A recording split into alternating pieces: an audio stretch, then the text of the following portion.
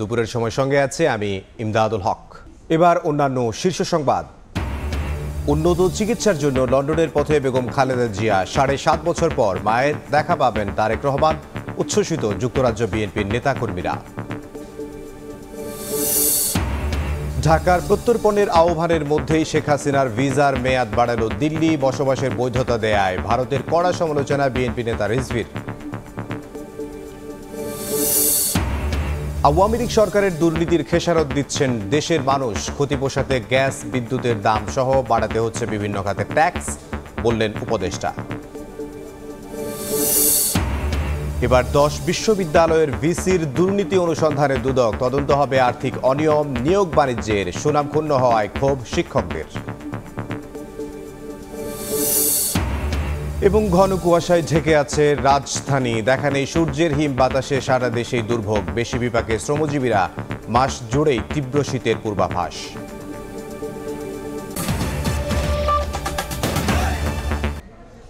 উন্নত চিকিৎসার জন্য লন্ডনের পথে বিএনপি চেয়ারপারসন বেগম খালেদা জিয়া। মঙ্গলবার রাত 11:15টার দিকে তাঁকে বহনকারী এয়ার অ্যাম্বুলেন্সটি উড্ডয়ন করে। এর আগে হাজার হাজার নেতাকর্মীর ভিড় ঠেলে বিমানবন্দরে পৌঁছায় বেগম জিয়ার গাড়িবহর। মেডিকেল বোর্ডের 6 চিকিৎসক সহ বিএনপি চেয়ারপারসনের সফরসঙ্গী 15 জন। সুস্থ হয়ে নেত্রী দেশে ফিরবেন এমন প্রত্যাশা দলটির মহাসচিব মির্জা ফখরুল ইসলাম আলমগীরের। মঙ্গলবার রাত 8:15 রাজধানীর গুলশান 2-এর 79 নম্বর রোডের বাসভবন ফিরোজার রাস্তায় শত শত নেতাকর্মী। স্লোগানে মুখর পুরো এলাকা। দীর্ঘদিন ধরে অসুস্থ বিএনপি চেয়ারপারসন বেগম খালেদা জিয়াকে এক নজর দেখতে গাড়িবহর ঘিরে এই উদ্দীপনা। নেতাকর্মীদের ভিড়ে গাড়িবহরটি আগায় অত্যন্ত ধীর গতিতে। শুভেচ্ছা আর শুভকামনায় সিক্ত হন বিএনপি নেত্রী। গুলশান থেকে হযরত শাহজালাল আন্তর্জাতিক বিমানবন্দরে পথে পথে বেগম খালেদা জিয়াকে বিদায় জানাতে ব্যানার নিয়ে জড়ো হন অসংখ্য মানুষ।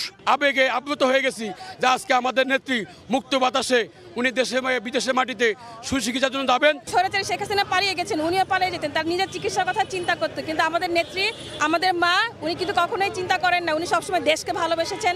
আমাদের খুব আজকে আনন্দের বিষয় যে আমাদের মা আজকে তার ছেলের সাথে দেখা করতে যাচ্ছে। ভাষায় বলে প্রকাশ করার মতো না। তিনি আজকে বীরের বেশে চিকিৎসার জন্য বিদেশ যাচ্ছেন। রাজনৈতিক প্রতিহিংসার কারণে বারবার আবেদন করেও খালি হাতে যাকে ফিরতে হয়েছে শেখ হাসিনার কাছ থেকে, সেই বেগম জিয়া যুক্তরাজ্যে যাচ্ছেন চিকিৎসার জন্য। নেতাকর্মী, দল, পরিবার ও চিকিৎসকরাও আশাবাদী বিদেশে চিকিৎসা শেষে সুস্থ হয়ে দেশে ফিরবেন সাবেক প্রধানমন্ত্রী। দেশের সকল নাগরিক, দলের নেতাকর্মী সবাই চায় যে উনি দ্রুত সুস্থ হয়ে দেশে এসে জনগণের মাঝে থেকে দেশের জন্য সেবা করেন। বেগম খালেদা জিয়াকে বিনা চিকিৎসায় কবর সদৃশ কারাগারে নিক্ষেপ করা হয়েছে, মৃত্যুর দিকে ঠেলে দেওয়া হয়েছে। উনি চিকিৎসা করে সুস্থ হয়ে আবার আমাদের মাঝে এসে উনি দেশের মানুষের উন্নয়নে, দেশের উন্নয়নে কাজ করবেন। এটাই আমাদের পাওনা। আমাদের নেত্রী আজকে চিকিৎসার জন্য দেশের বাইরে যাচ্ছে। তাকে আবার সুস্থ চলে বাংলাদেশে এমন একটি সরকার প্রতিষ্ঠা হবে যে সরকারকে উনি দেখে যাবে গণতান্ত্রিক সরকার। রাত 11টার দিকে বিমানবন্দর এলাকায় পৌঁছান বিএনপি নেত্রী। কঠোর নিরাপত্তার মধ্য দিয়ে তার গাড়িবহর প্রবেশ করে বিমানবন্দরে। ইমিগ্রেশনের আনুষ্ঠানিকতা শেষে লন্ডনের উদ্দেশ্যে যাত্রা করে বেগম খালেদা জিয়াকে বহনকারী বিশেষ এয়ার অ্যাম্বুলেন্সটি। তার সঙ্গে রয়েছেন ছোট ছেলে প্রয়াত আরাফাত রহমান কোকরের স্ত্রী শর্মিলা রহমান সিথি, চিকিৎসক দল, বেশ কয়েকজন বিএনপি নেতা, ব্যক্তিগত কর্মী ও 2 জন গৃহকর্মী সহ 15 জন। রাত 11:15টার দিকে লন্ডনের উদ্দেশ্যে উড্ডয়ন করে বেগম খালেদা জিয়াকে বহনকারী এয়ার অ্যাম্বুলেন্সটি। এরপর গণমাধ্যমে কথা বলেন বিএনপি মহাসচিব মির্জা ফখরুল ইসলাম আলমগীর। আমরা আশা করছি যে সুচিকিৎসা করে দেশনেত্রী বেগম খালেদা জিয়া আবার দেশের মানুষের কাছে ফিরে আসবেন। যাওয়ার সময়ে তিনি দেশবাসীকে যে তারা যেন আমার জন্য দোয়া করেন, আর আমিও আল্লাহ তাআলার কাছে এই দোয়া চাইছি, আল্লাহ যেন এই দেশকে, দেশবাসীকে যেন ভালো রাখেন, তাদের কল্যাণ করেন। এর আগে 2017 সালের 15 জুলাই চোখ ও পায়ের চিকিৎসা নিতে লন্ডনে গিয়েছিলেন বিএনপি চেয়ারপারসন। সে সময় তার বড় ছেলে তারেক রহমান ও তার পরিবারের সঙ্গে ছিলেন বেগম জিয়া।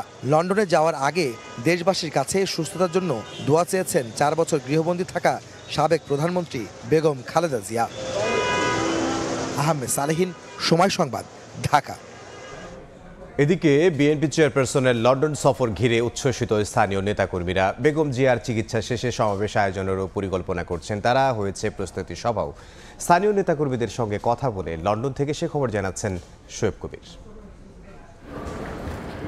বিএনপির চেয়ারপারসনের আগমন ঘিরে বিভিন্ন শহর থেকে লন্ডনে জড়ো হচ্ছেন বিএনপির নেতাকর্মীরা। ব্রিটিশ আইনের প্রতি সম্মান দেখিয়ে নেতাকর্মীদের বিমানবন্দর এলাকায় ভিড় করতে নিষেধ করা হয়েছে। এরপরেও বেগম জিয়ার এই সফর ঘিরে বেশ উচ্ছ্বসিত তারা। আল্লাহর তাআলার কাছে অশেষ মেহেরবান যে উনি সুস্থভাবে এবং জীবিত অবস্থায় আমাদের মধ্যে আসছেন। আমরা তো আশা ছেড়ে দিয়েছিলাম যে উনাকে হয়তো মেরে ফেলবে ফ্যাসিস্ট হাসিনা। আমরা খুবই উৎফুল্ল এবং খুশি, এবং আমরা আশা করি উনি সব চিকিৎসা শেষ করে সুস্থ হয়ে দেশে ফিরবেন। ম্যাডাম আসতেছে, খুব ভালো লাগতেছে। আর এর চাইতে বেশি ভালো লাগতেছে যে একটা ফ্যামিলির সাথে যে এতদিন পরে মিলন মেলা, তাদের কি অনুভূতি সেটা বোঝানো যাবে না। বিমানবন্দরে শারীরিক অবস্থা পর্যবেক্ষণের পর খালেদা জিয়াকে ভর্তি করা হতে পারে লন্ডন ক্লিনিকে। এই জন্য প্রস্তুত রাখা হয়েছে অ্যাম্বুলেন্স।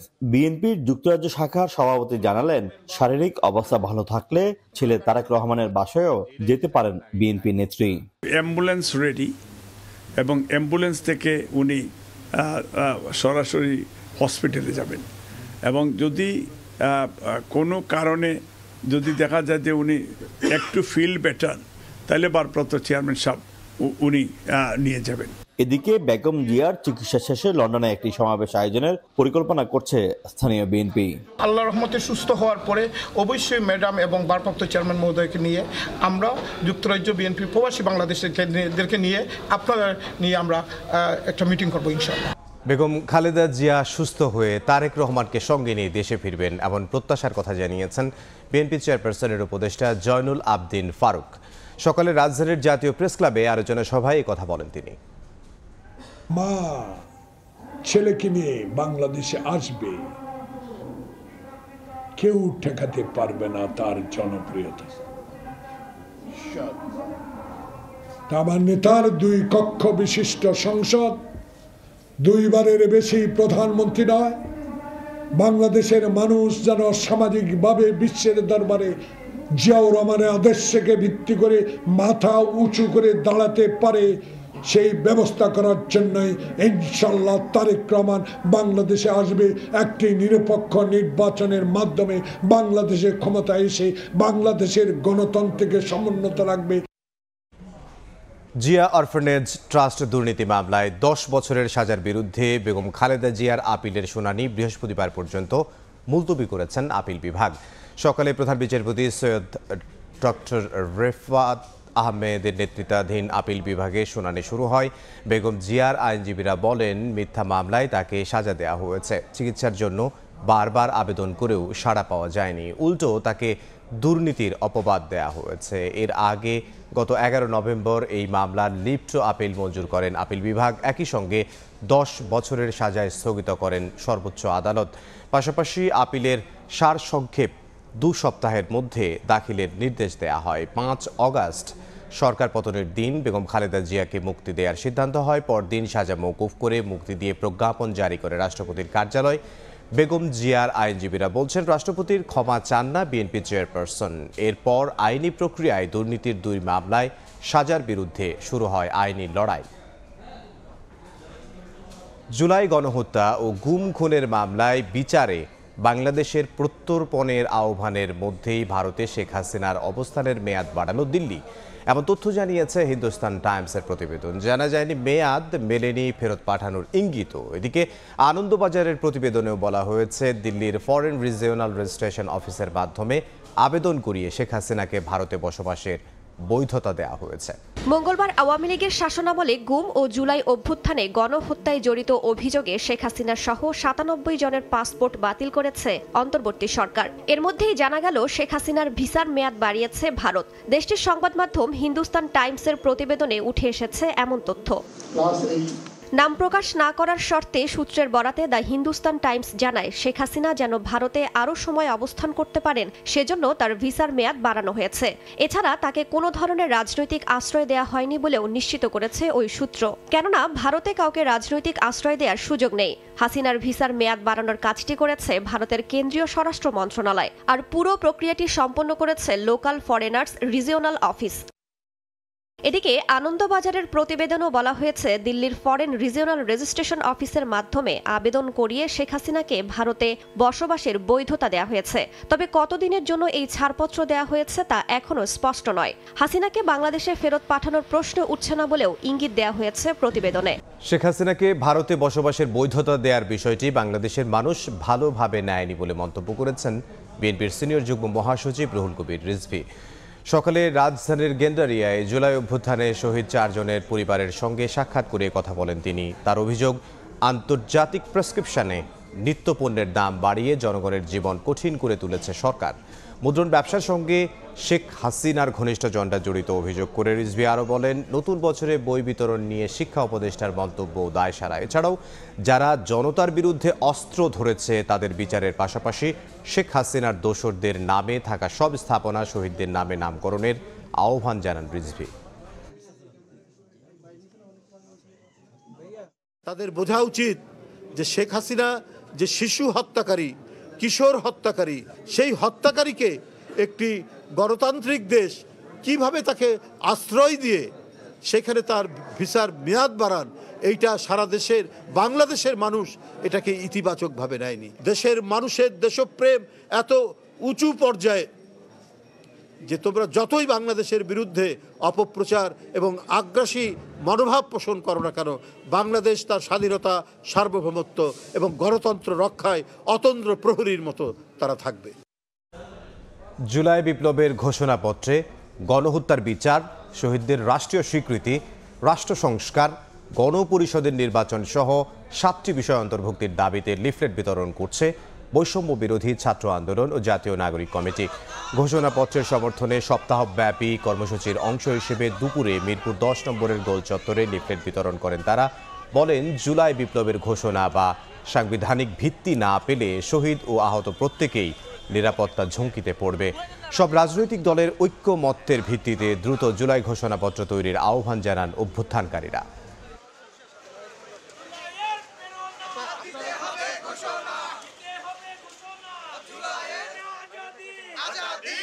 ভবিষ্যতে যখন সংবিধান রিরাইটিং হবে অথবা সংস্কার হবে, তখন এই জুলাই অভ্যুত্থানের স্বীকৃতি সেখানে থাকতে হবে এবং সার্বিকভাবে আমাদের এই যে একটা অভ্যুত্থান হয়েছে সেই অভ্যুত্থানটাকে যাতে কোনোভাবেই ভবিষ্যতে একটা মব জাস্টিস বা মব ভায়োলেন্স বা ইতিহাসের পাতায় এটা হারিয়ে না যায়, সেটার একটা সাংবিধানিক স্বীকৃতি, একটা সরকারি স্বীকৃতি আসলে থাকতে হবে।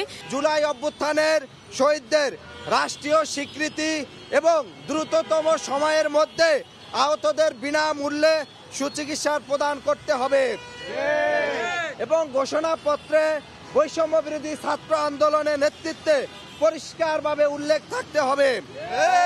অভ্যুত্থানে আওয়ামী খুনি ও দোষরদের বিচার নিশ্চিত করার দাবি সুস্পষ্টভাবে থাকতে হবে।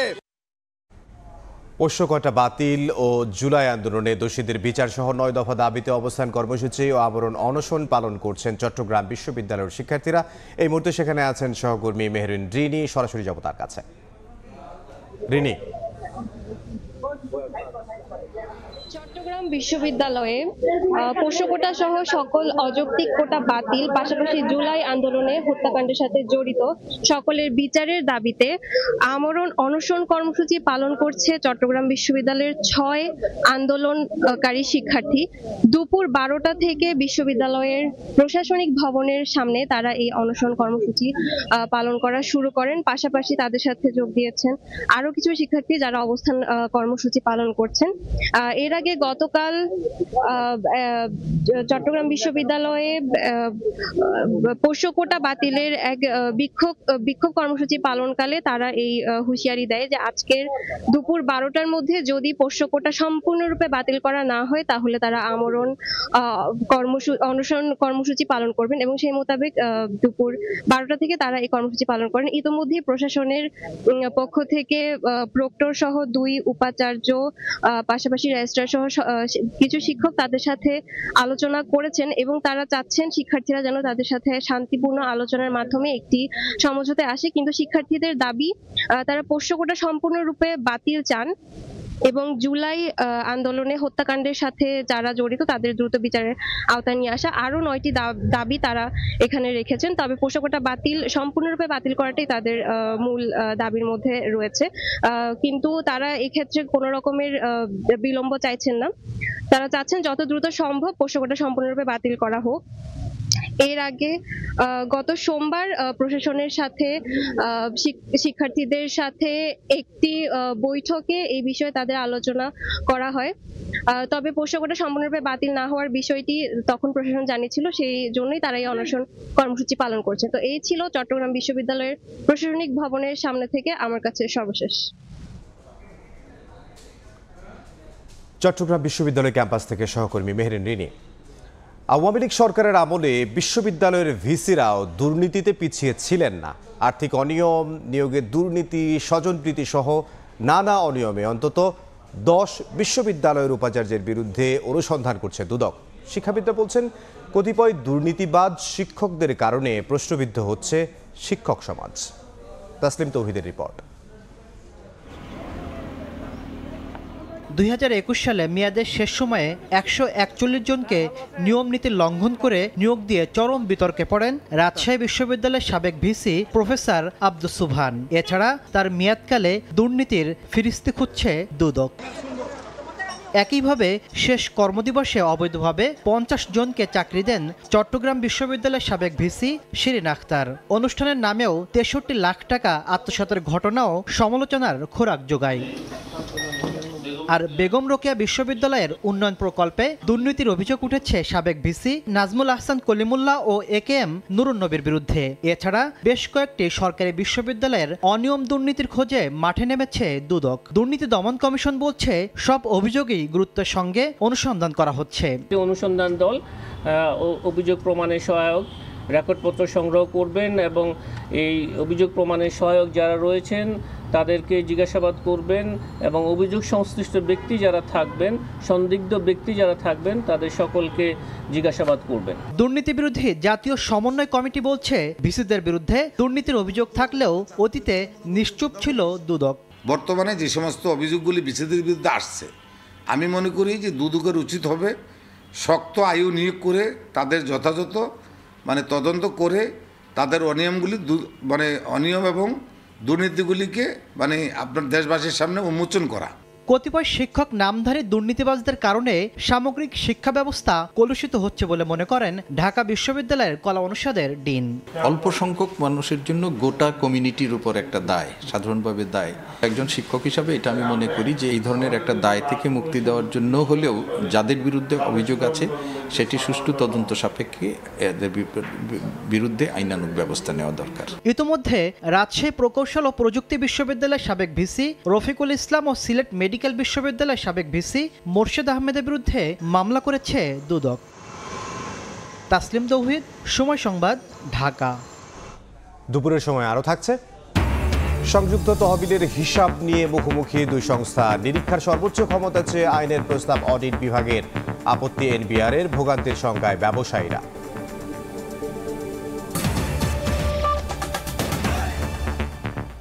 সকাল থেকেই ঘন কুয়াশায় ঢাকা রাজধানী। কর্মজীবী মানুষের দুর্ভোগ বাড়িয়েছে পৌষের হিম বাতাস। তবে 2-3 দিন পর থেকে তাপমাত্রা কিছুটা বাড়ার পূর্বাভাস দিয়েছে আবহাওয়া অফিস। কুয়াশার চাদরে মোড়া রাজধানী ঢাকা। মেঘের আড়ালে চিরচেনা সূর্য, সঙ্গে শীতের হিমেল হাওয়া। বুধবার সকাল থেকেই নগরীতে সূর্যের দেখা নেই। গত দুদিনের তুলনায় শীতের প্রকোপও কিছুটা বেশি। যদিও এমন পরিস্থিতি উপেক্ষা করেই জীবিকার তাগিদে বের হয়েছেন কর্মজীবী মানুষ। প্রচুর ঠান্ডা লাগে, ঠান্ডা ওঠে। গাড়ি চালাতে ওই সময় একটু গরম লাগে, তা বাদে আবার শীত লাগে। আমাদের হাত পা ঠান্ডা হয়ে যাচ্ছে, এই যে মোজা পড়ছি। বাসায় যে থাকবো, বাসায় তো রোজগার করার মতো কেউ নেই। যদি একদিন বসে থাকি ঢাকা শহরে, খাওয়ান খরচ কে দেবে, রুম ভাড়া কে দেবে? আমরা গরিব মানুষ, আমাদের পেটের দায়, আমাদের কাজ করতে হবে। খুবই কষ্ট হতেছি। গরিব মানুষের ঘরে আরো বেশি কষ্ট। যার ঘরে আছে পোশাক পাতি আছে তার ঘরে কষ্ট নাই। ঠান্ডা লাগতেছে, আমি বুঝি আমি থাকতে পারবো না বাসা। এমন অবস্থা আরো 2-3 দিন থাকবে। তবে এরপর থেকে তাপমাত্রা কিছুটা বাড়ার পূর্বাভাস দিয়েছে আবহাওয়া অফিস। দিন এবং রাতের তাপমাত্রাটা পার্থক্যটা অনেক কমে আসছে। কমে আসার ফলে মানুষের মধ্যে তীব্র শীতটা অনুভূত হচ্ছে। তবে এই অবস্থাটা আরও 2-3 দিন বিরাজ করবে, তারপর কিন্তু তাপমাত্রা কিছুটা বাড়বে। আগামী কালকের পর থেকে হয়তো আমরা একটা মৃদু থেকে মাঝে শৈত্যপ্রবাহর এটা ক্ষণস্থায়ী মানে স্বল্পমেয়াদী একটা শৈত্যপ্রবাহ তো আমরা দেখতে যাচ্ছি। আপাতত দেশে বৃষ্টির কোনো শঙ্কা নেই উল্লেখ করে আবহাওয়া অফিস বলছে, জানুয়ারির বাকি দিনগুলোতে 2-1টি মাঝারি শৈত্যপ্রবাহের পূর্বাভাস রয়েছে। আয়েশা সিদ্দিক, সামিয়া, সময় সংবাদ, ঢাকা। এই মুহূর্তে রাজধানীর হাতিরঝিলে আছেন সহকর্মী আয়েশা সিদ্দিক। সামিয়া, সরাসরি যাব তার কাছে।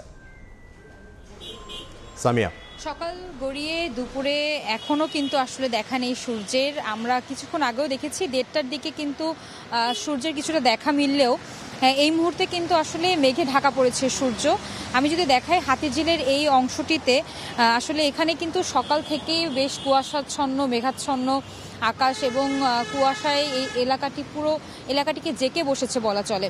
আবহাওয়াবিদদের সাথে আমরা কথা বলেছি, তারা যেটি জানিয়েছেন আগামী 2 থেকে 3 দিন কিন্তু এই ধরনের আবহাওয়া বিরাজ করবে এবং 2 থেকে 3 দিন পর তাপমাত্রা কিছুটা বৃদ্ধি পাবে বলে তারা আমাদেরকে জানিয়েছেন। তবে তাপমাত্রা বাড়লেও শীতের যে প্রকোপ, যে তীব্রতা আছে তা কিন্তু আসলে চলবে এই পুরো জানুয়ারি মাস জুড়েই। এবং আমাদেরকে যেটা আবহাওয়াবিদরা জানিয়েছেন যে এই মাসে আরও কিন্তু 1টি থেকে 2টি মৃদু থেকে মাঝারি শৈত্যপ্রবাহ হতে পারে। তবে আজকে কিন্তু শৈত্যপ্রবাহ নেই, তবে শীতের তীব্রতা কিন্তু আছে। শুধু উত্তরাঞ্চলে আসলে একটি বৃষ্টির সম্ভাবনা ছিল, তবে সেই বৃষ্টিটা না হওয়াতেই কিন্তু মূলত এই যে শীতের প্রকোপটি বিগত 2 দিন আমরা যেটি দেখিনি, আসলে আজকে কিন্তু আমরা দেখছি শীতের প্রকোপটা বৃদ্ধি পেয়েছে। কারণ উত্তরাঞ্চলে একটি বৃষ্টির সম্ভাবনা ছিল, তবে সেটি হয়নি বিধায় আজ কিন্তু শীতের প্রকোপ বেশ বেড়েছে। বলাই যায় আসলে শীতটা উপেক্ষা করেই সাধারণ মানুষ কিন্তু ঘর থেকে বের হয়েছেন। সকাল থেকে আমরা দেখছি যান চলাচলে কিছুটা গতি কম ছিল গাড়ির এবং গাড়ির সংখ্যাও কম ছিল। তবে বেলা বাড়ার সাথে সাথে কিন্তু আমরা দেখেছি রাজপথে কিন্তু গাড়ির সংখ্যাও বৃদ্ধি পেয়েছে। একই সাথে মানুষ তার কর্মস্থলে যাচ্ছেন যথেষ্ট আসলে শীতের পোশাক পরিধান করেই। আমরা বেশ কয়েকজন খেটে খাওয়া মানুষ এবং কর্মজীবী মানুষের সাথে কথা বলেছি, তারা আমাদেরকে বলেছেন যে এই শীতের উপেক্ষা করেই কিন্তু আসলে তারা তাদের কর্মস্থলে ফিরছেন। যেমনটি জানাচ্ছিলাম, এই শীত কিন্তু থাকবে আরও বেশ কিছুদিন এবং জানুয়ারি মাসে শৈত্যপ্রবাহর কথাও কিন্তু আমরা ইতিমধ্যে জানিয়েছি। এই ছিল আমার কাছে আজকের আবহাওয়া পরিস্থিতি। রাজধানীর হাতিরঝিল থেকে আয়েশা সিদ্দিক, সামিয়া। এদিকে উত্তরাঞ্চল সহ বিভিন্ন জেলায় জেঁকে বসেছে শীত, ঘন কুয়াশা আর হিম বাতাসে বেড়েছে দুর্ভোগ, দিশেহারা খেটে খাওয়া মানুষ। এদিকে হাসপাতালেও বাড়ছে ঠান্ডাজনিত রোগীর চাপ, শয্যার চেয়ে অতিরিক্ত রোগী ভর্তি থাকায় ব্যাহত হচ্ছে চিকিৎসা সেবা। বইছে হিমেল হাওয়া, বাড়ছে শীতের তীব্রতা, কনকনে ঠান্ডায় বিপাকে নিম্ন আয়ের মানুষ। গত কয়েকদিন দাপট কম থাকলেও বুধবার মধ্যরাত থেকে আবারও জেঁকে বসেছে শীত। ঠাকুরগাঁও, নওগাঁসহ দেশের বিভিন্ন স্থানে গুড়ি গুড়ি বৃষ্টির মতো ঝরে কুয়াশা। ঠান্ডা বাতাসের কারণে অতি প্রয়োজন ছাড়া বাইরে বের হচ্ছেন না কেউ। শীত উপেক্ষা করে পেটের ক্ষুধায় রাস্তায় নেমেছেন খেটে খাওয়া মানুষ। কাজ না পেয়ে বিপাকে পড়ছেন তারা। প্রচন্ড বাতাস বইতেছে, এই বাতাস বওয়ার কারণে ঠান্ডার প্রভাবটা অটোমেটিক একটু বেশি লাগতেছে। আকাশ মেঘাচ্ছন্ন হয়ে আছে, মানুষজন বাইরে বাড়াতে পারতেছে না বাতাসে খুব ঠান্ডা, গাড়ি চালাতে কষ্ট হচ্ছে, হাত পা বের করা যাচ্ছে না। ঠান্ডার মধ্যে তো আমরা মোটামুটি অনেক কষ্টে আছি আর কি। এদিকে মৌসুমের শুরুতেই শীতজনিত রোগীর চাপে হিমশিম অবস্থা হাসপাতালে। প্রতিদিনই ঠান্ডাজনিত নানা রোগ নিয়ে ভর্তি হচ্ছে বয়স্ক ও শিশু। শয্যার তুলনায় অতিরিক্ত রোগী ভর্তি থাকায় ব্যাহত হচ্ছে চিকিৎসা সেবা। বাচ্চা পায়খানা করতেছে আর আপনার বমি করতেছে, আর যে পেট ফাঁপে রয়েছে, এই কারণে নিয়ে এসেছি। বাচ্চা নিয়ে অনেক কষ্টই হচ্ছে, এখানে আমরা দূর থেকে আসছি। ডায়রিয়ার পেশেন্টটাই বেশি আসে এবং সাথে ঠান্ডা, সর্দি, কাশি এগুলো তো কমনলি থাকে। এ পরিস্থিতিতে অভিভাবকদের আরও সচেতন থাকার পরামর্শ দিয়েছেন চিকিৎসকরা।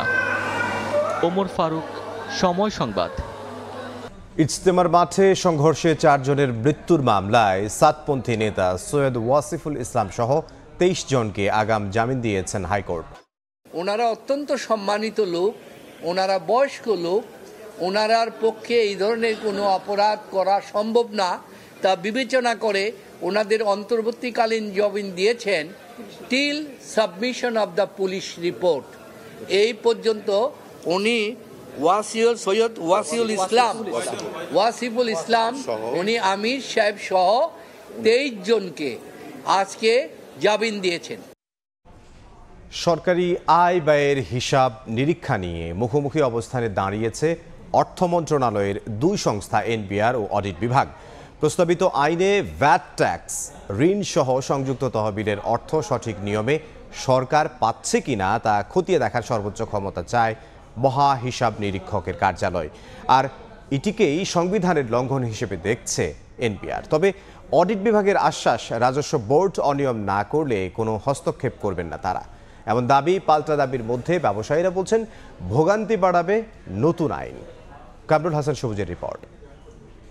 পাবলিক অডিট বিল 2024-এর যে খসড়া, সেই খসড়াটির সাথে কনস্টিটিউশনের কিছু কন্ট্রাডিক্টরি বিষয় আছে। যেই কোনো আইন হওয়ার প্রিরিকুইজিটটা হচ্ছে সংবিধানের ভায়োলেশন যেন না হয়। অবশ্যই সংবিধানের যে কাঠামোর মধ্যে থেকে আমাদেরকে করতে হয়েছে। পাবলিক অডিট বিল 2024 প্রস্তাবিত এই আইনের উপর মতামত চেয়ে গেল 15 ডিসেম্বর তা ওয়েবসাইটে প্রকাশ করে অর্থ মন্ত্রণালয়। এরপর ব্যবসায়ী মহলে প্রশ্ন উঠেছে, সরকারি আয় ব্যয়ের হিসাব নিরীক্ষায় নতুন আইন কেন দরকার? সরাসরি অডিট করার জন্য যেহেতু আমার সংবিধানে এত ডিটেলস বলা নাই, অনেকেই এটাকে ওয়েলকাম করে, আবার কেউ কেউ আছেন প্রশ্ন তুলেন, নন কোঅপারেশন হয়।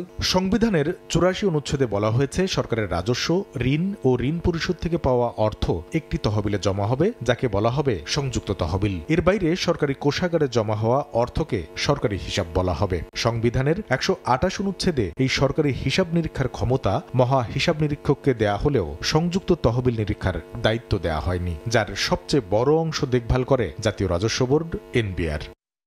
এবার সরকারি হিসাবের সঙ্গে সংযুক্ত তহবিলকে যুক্ত করে তা নিরীক্ষা করতে চায় অডিট বিভাগ। সেভাবেই আইন করার প্রস্তাব দিয়েছেন তারা, যা নিয়ে আপত্তি তুলেছে জাতীয় রাজস্ব বোর্ড। যে আইনগুলি আমরা প্রয়োগ করে থাকি, কাস্টমস, ভিএটি এবং ইনকাম ট্যাক্স আইন, সেই আইনগুলির সাথেও কিছুটা কনফ্লিক্টিং এর জায়গা রয়ে গেছে। লিখিতভাবে সুস্পষ্ট আমরা মতামত দিয়েছি যে কনস্টিটিউশনের সাথে এই বিষয়টা কিছুটা কনফ্লিক্ট করছে। তবে অডিট বিভাগের দাবি স্পষ্ট, সংবিধান মেনেই করা হচ্ছে নতুন আইন। সংবিধানে সবকিছু বলা থাকে না। সংবিধানের যে অনুচ্ছেদ আছে 127 থেকে 132, ওইটারই একটু এলাবোরেট আকারে আমাদের এই কাজের টোটাল কার্যক্রমটা অন্তর্ভুক্ত করার জন্য এটা করা। এর আগে সংবিধানের 128-এর 3 অনুচ্ছেদ আমলে নিয়ে 1974 সালে মহা হিসাব নিরীক্ষকের ক্ষমতা বাড়ানো হলেও তাকে দেয়া হয়নি সংযুক্ত তহবিলে হাত দেওয়ার অধিকার। সংবিধান সংশোধন না করে এবার তা করা যাবে কিনা সেই প্রশ্ন তুলেছেন আইনজীবীরা। এই আইনটার ভিতরে একটা ইনগ্রেডিয়েন্ট পাওয়া যায় যে সেখানে 84, 86-এর সাথে সে কোঅর্ডিনেট করে না, পরে আইন টিকবে না, তখন সংবিধানটাকে সংশোধনের জন্য একটা প্রশ্ন রাইজ করতে পারে,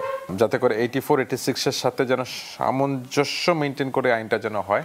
তার জন্য আমার মনে হয় এটাতে আরো ওয়ার্ক করা উচিত। আইনি এমন যুক্তিতর্কের মধ্যে সংযুক্ত তহবিলের বড় যোগানদাতা ব্যবসায়ীরা বলছেন, স্বচ্ছতা নিশ্চিতের নামে প্রস্তাবিত আইন পাশ হলে ভোগান্তি পারবে তাদের। যদিও এই শঙ্কা উড়িয়ে দিচ্ছে অডিট বিভাগ। অডিটের উপরে অডিট করতেছেন, তারা যে দুর্নীতি করবে না তার প্রমাণ কি? তাহলে আপনি তার উপরে আরেকটা অডিট বসাবেন? তার থেকে বরং আধুনিক সময় যেটা দাবি সেটা ডিজিটালাইজ করে ফেলা। কারোর কোনো কাজে হস্তক্ষেপ করার জন্য কিন্তু অডিট না, বরং তার কাজে সহায়তা করার জন্য। সংযুক্ত তহবিল নিরীক্ষার জন্য দেশে আলাদাভাবে অডিট আইনের দরকার নেই বলেও মনে করে জাতীয় রাজস্ব বোর্ড এনবিআর। প্রয়োজন আছে বলে কিন্তু আমরা এই মুহূর্তে মনে করছি না। কামরুল হাসান সবুজ, সময় সংবাদ, ঢাকা। শিল্প খাতে গ্যাসের দাম 30 টাকা থেকে বাড়িয়ে 75 টাকা করার প্রস্তাবনায় ক্ষোভ জানিয়েছেন ব্যবসায়ীরা। উদ্যোক্তাদের সঙ্গে আলোচনা না করে কেন দাম বাড়ানো হচ্ছে তা নিয়ে প্রশ্ন তুলেছেন বিকেএমইএ সভাপতি মোহাম্মদ হাতেম। বাণিজ্য উপদেষ্টা বলছেন, আওয়ামী লীগ সরকারের দুর্নীতির খেসারত দিচ্ছে দেশের মানুষ। সেই ক্ষতি পোষাতেই গ্যাস, বিদ্যুতের দাম সহ বাড়াতে হচ্ছে বিভিন্ন খাতের ট্যাক্স। নিরবচ্ছিন্ন সরবরাহের কথা বলে 2023 সালে নির্বাহী আদেশে শিল্পে গ্যাসের দাম বাড়িয়ে 3 গুণ করে তৎকালীন আওয়ামী লীগ সরকার। একই ধরনের আশ্বাস দিয়ে এবার গ্যাসের দাম 2.5 গুণ বাড়াতে চায় অন্তর্বর্তী সরকার।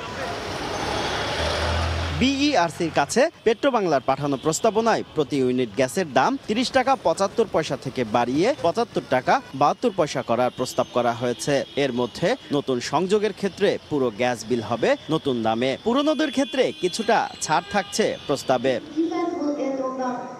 বুধবার রাজধানীতে গ্যাপ এক্সপোর উদ্বোধনী অনুষ্ঠানে আলোচনা না করে গ্যাসের দাম বাড়ানোর প্রস্তাব দেওয়ায় ক্ষোভ জানান ব্যবসায়ীরা। সান্ত্বনা পেতে পারতাম যে হ্যাঁ বর্তমানে ইন্টারন্যাশনাল মার্কেটে গ্যাসের দাম এরকম এই পর্বে এটা সরকার যেটা করছে এটা জাস্টিফাইড, যুক্তিসঙ্গত। আমরা হয়তো সরকারকে সেখানে সহযোগিতার ভূমিকায় যেতে পারতাম। ফ্যাক্টরি যত তাড়াতাড়ি বন্ধ করবো লসের পরিমাণ তত কম হবে। যদি এগুলা হতে থাকে তাহলে অদূর ভবিষ্যতে আমাদের কোনো আপনারা যারা এক্সারসাইজ করেন এটা কারে দিবেন। এ সময় বাণিজ্য উপদেষ্টা উদ্যোক্তাদের সঙ্গে আলোচনার আশ্বাস দেন। দাম বা আওয়ামী লীগ সরকারের দুর্নীতিকে সামনে নিয়ে আসেন। বিগত সময়ে যে নৈরাজ্য হয়েছে, এই যারা পাচার করেছে, যারা এই অন্যায়গুলো করেছে, এই সাগর পরিমাণ যে অন্যায় করেছে, আজকে আমাদের সকলকে এর ভার বইতে হচ্ছে।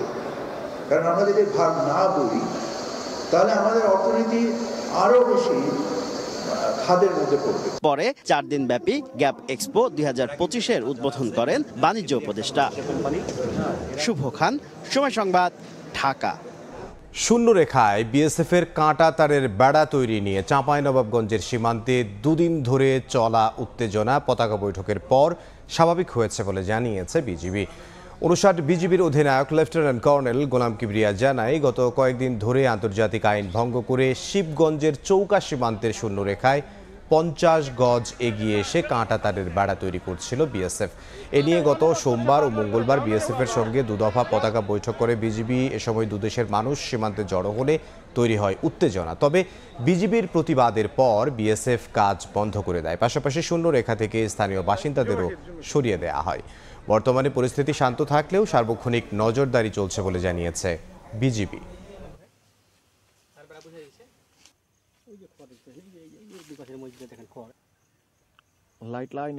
যখন কাজটা শুরু করে আমাদের বিজিবির পক্ষ থেকে আমরা তীব্র প্রতিবাদ জানাই। জানানোর পরে তারা কাজ বন্ধ রাখে, কিন্তু তারা মাটির দিয়ে ওরা একটা বাংকার করার চেষ্টা করে। তো এখন ওরা কাজ বন্ধ রেখেছে। তো ফার্দার আমরা ফিউচারে দেখি, আমরা সীমান্তে আমরা পর্যবেক্ষণ করছি। দুই বাহিনী যখন আমাদের জনবল বৃদ্ধি করা হয়, তো সেই ক্ষেত্রে তখন আমাদের দুই দেশের বাংলাদেশি নাগরিক এবং ভারতীয় নাগরিক তারাও সীমান্তে জড়ো হয়। তো সেই প্রেক্ষিতে আমরা জনগণকে বুঝিয়ে সীমান্ত এলাকা থেকে তাদেরকে সরিয়ে দিয়েছি। বর্তমানে সীমান্ত পরিস্থিতি স্বাভাবিক। দেশের বাইরের খবর, ক্যাপিটল হিলে হামলায় হিজবুল্লাহর সংশ্লিষ্টতা খতিয়ে দেখার পাশাপাশি জড়িত নয় এমন অভিযুক্তদের সাধারণ ক্ষমা ঘোষণা করা হবে। সংবাদ সম্মেলনে কথা জানিয়েছেন ডোনাল্ড ট্রাম্প। কানাডাকে যুক্তরাষ্ট্রের সঙ্গে একীভূত করার ইচ্ছা পুনর্ব্যক্ত করেছেন নবনির্বাচিত মার্কিন প্রেসিডেন্ট। জবাবে কানাডার প্রধানমন্ত্রী জাস্টিন ট্রুডো বলেছেন, কানাডা কখনোই যুক্তরাষ্ট্রের সঙ্গে যুক্ত হবে না। আবারও বিস্ফোরক মন্তব্য করে আলোচনার কেন্দ্রে নবনির্বাচিত মার্কিন প্রেসিডেন্ট ডোনাল্ড ট্রাম্প। মঙ্গলবার যুক্তরাষ্ট্রের ফ্লোরিডায় সংবাদ সম্মেলন করেন তিনি। কথা বলেন মার্কিন ক্যাপিটল হিলে হামলা, যুক্তরাষ্ট্রের সঙ্গে কানাডাকে একীভূত করা, গ্রিনল্যান্ডের নিয়ন্ত্রণ নেওয়া সহ বিভিন্ন ইস্যুতে। সংবাদ সম্মেলনে যুক্তরাষ্ট্রের সঙ্গে কানাডাকে একীভূত করার ইচ্ছা পুনর্ব্যক্ত করেন ট্রাম্প। কানাডার সঙ্গে যুক্তরাষ্ট্রের সীমান্তকে কৃত্রিম রেখা হিসেবে উল্লেখ করে তিনি বলেন, কানাডার যুক্তরাষ্ট্রে অন্তর্ভুক্তি দেশটির অর্থনীতি ও নিরাপত্তার জন্য সুফল বয়ে আনবে। ট্রাম্পের এমন মন্তব্যের কড়া জবাব দিয়েছেন কানাডার প্রধানমন্ত্রী জাস্টিন ট্রুডো। সামাজিক মাধ্যমে পোস্ট করে তিনি জানিয়েছেন, কানাডা কখনোই যুক্তরাষ্ট্রের সঙ্গে যুক্ত হবে না। পশ্চিমা সামরিক জোট ন্যাটো সদস্যভুক্ত দেশে চাঁদার হার বাড়ানোর উপর জোর দিয়েছেন ট্রাম্প। এসব দেশের মোট দেশজ উৎপাদন বা জিডিপির 5% ন্যাটোর পেছনে ব্যয়ের পরামর্শ দিয়েছেন। সংবাদ সম্মেলনে ট্রাম্প বলেন, গ্রিনল্যান্ডের উপর ডেনমার্কের আইনি অধিকার থাকলেও তাদের উচিত যুক্তরাষ্ট্রের নিরাপত্তার জন্য তা ছেড়ে দেয়া। আর পানামা খালের নিয়ন্ত্রণ পুনরুদ্ধারে সামরিক ও অর্থনৈতিক শক্তি আরোপের কথাও পুনর্ব্যক্ত করেন তিনি। এছাড়া মেক্সিকো উপসাগর বা গালফ অফ মেক্সিকোর নাম পাল্টে গালফ অফ আমেরিকা করার পরিকল্পনার কথাও জানান নবনির্বাচিত মার্কিন প্রেসিডেন্ট। মালিহা সুরওয়ার্দী, সময় সংবাদ। খেলার খবর জানাবো। চট্টগ্রামে বিপিএল ঘিরে জহুরা আহমেদ চৌধুরী স্টেডিয়ামে সাজ রব। ছাত্র জনতার আন্দোলনে শহীদ আবু সাঈদের নামে একটি গ্যালারির নামকরণ করা হয়েছে। মাঠের ভেতর ও বাইরে পুরোদমে চলছে সংস্কার কাজ। সেনাবাহিনীর তত্ত্বাবধানে পুরো কাজ পরিচালনা করা হচ্ছে বলে জানিয়েছেন জহুরা আহমেদ চৌধুরী স্টেডিয়ামের ভেন্যু ম্যানেজার। বিস্তারিত জানাচ্ছেন পার্থপ্রতিম বিশ্বাস। বিপিএলকে রাঙাতে সাজ রব জহুর আহমেদ চৌধুরী স্টেডিয়ামে। দীর্ঘদিন সংস্কারের ছোঁয়া লাগেনি বন্দরনগরীর ভেন্যুতে। বিপিএল উৎসব শুরুর আগে সংস্কার করা হচ্ছে স্টেডিয়াম। 2010 সালে বিশ্বকাপের পর হয়নি কোনো বড় ধরনের সংস্কার, সেই কারণে এবার বিপিএল শুরুর আগে লেগেছে পরিবর্তনের ছোঁয়া। প্রেসিডেন্ট বক্সের নিচে নতুন করে ক্যান্টিলিভার লাগানো হয়েছে, হসপিটালিটি বক্সের গ্লাসও লাগানো হয়েছে নতুন করে, সেই সাথে ক্যানোপিও লাগানো হয়েছে নতুন। মিডিয়া সেন্টারের টিন শেড পরিবর্তন করা হয়েছে, নতুন করে ফ্লাড লাইটের উঠার সিঁড়ি, নষ্ট লাইট সারিয়ে নতুন লাইট বসানো হয়েছে। এছাড়া মাঠের সাউন্ড সিস্টেম, প্রেসিডেন্ট বক্সের সোফা, হসপিটালিটি বক্সের প্ল্যাটফর্ম সবকিছুতেই এসেছে পরিবর্তন। মাঠে দর্শকদের বসার চেয়ারগুলো পরিষ্কার পরিচ্ছন্ন করা হচ্ছে। জাতীয় ক্রীড়া পরিষদের আওতায় সেনাবাহিনীর তত্ত্বাবধানে হচ্ছে পুরো সংস্কার কাজ।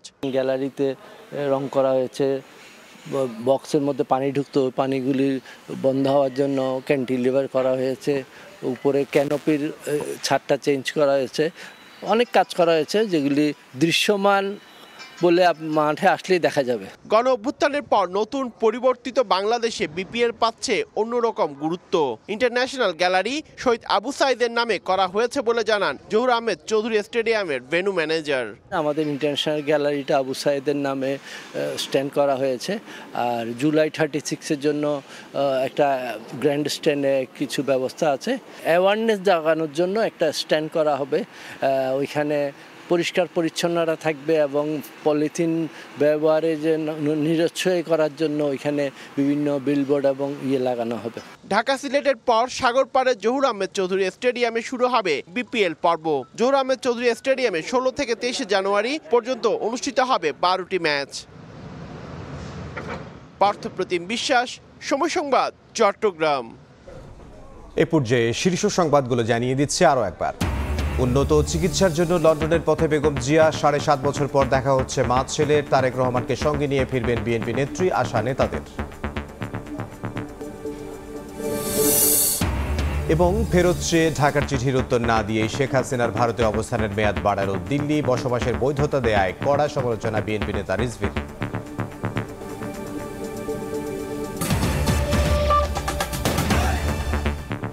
এই ছিল দুপুরের সময়, সঙ্গে থাকুন সময়ের।